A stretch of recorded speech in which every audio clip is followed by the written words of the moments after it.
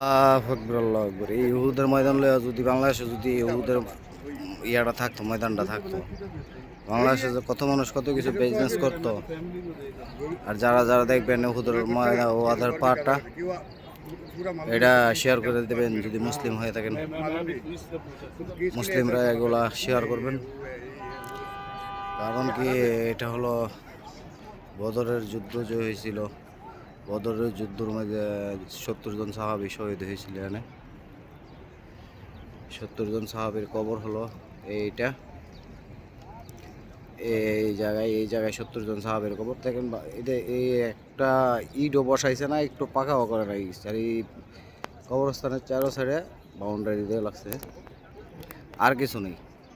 আর বাংলাদেশে যদি হয়তো এটারে ফুল দিয়া, এই দিয়া, সেই দিয়া, কত কিছু দিয়া একদম রঙে রঙ্গিলা করে লাগতো, ঠিক আছে।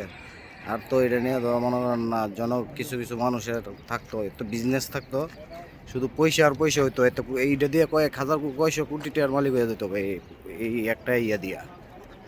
কিন্তু এই দেশও 10 পয়সাও দেওয়া লাগে না।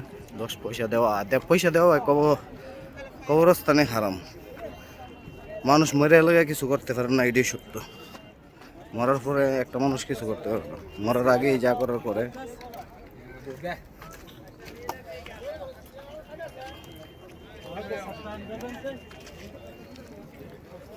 এ হলো হুদের পাহাড়।